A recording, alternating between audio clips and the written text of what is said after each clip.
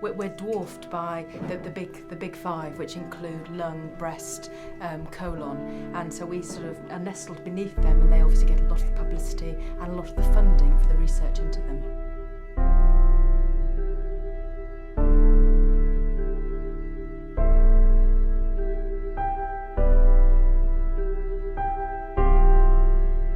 My name's Emma King and I'm a consultant head and neck surgeon. It's a cancer that affects essentially the swallowing and the voice and the mouth of us.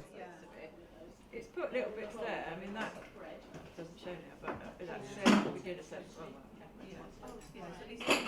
Yeah, I know it's beginner set. My name's Steffi Colbert and you're here to interview me about head and neck cancer.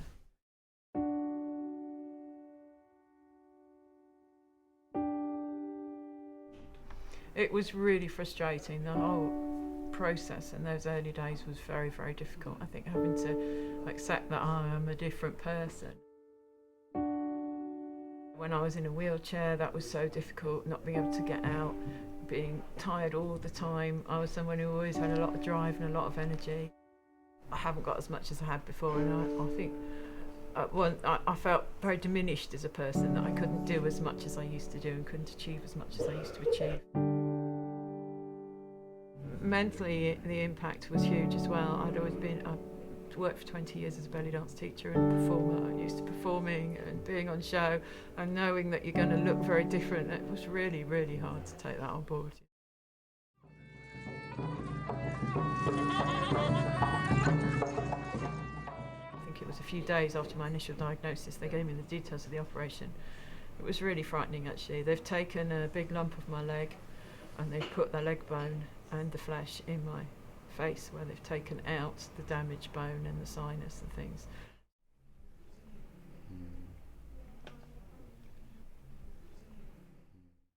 I've lost a number of teeth, my jaw doesn't open properly. I knew there was going to be scarring. Actually what they described was worse than I've ended up with. So I've been very lucky, the scarring hasn't been nearly as bad as I thought. And I think for any woman, knowing that your face is going to be damaged is really difficult.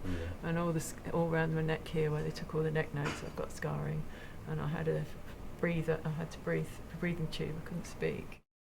It was very difficult. It was very traumatic, and absolutely terrifying. Macmillan were really helpful, but there's a group called HANDS, which stands for Head and Neck Cancer Dorset, and they meet once every couple of months, and I've met with them quite a few times. The old school thinking is that head and neck cancer can be caused by smoking and drinking. I've never smoked. I have drunk. I drink socially. I don't drink for breakfast. I don't drink every day.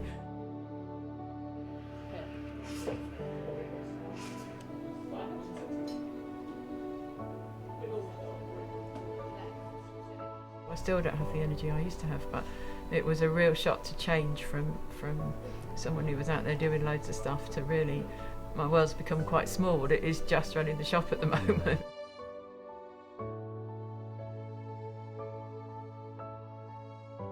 We have achieved it here now, we've got there, and it's taken longer than we expected to get things to how we want it to be, but we're getting there, and so it feels a lot more positive.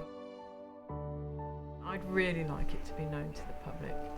I feel that if I had known, it could have made such a difference. I could have been diagnosed loads sooner, and I don't want anyone else to be in my position.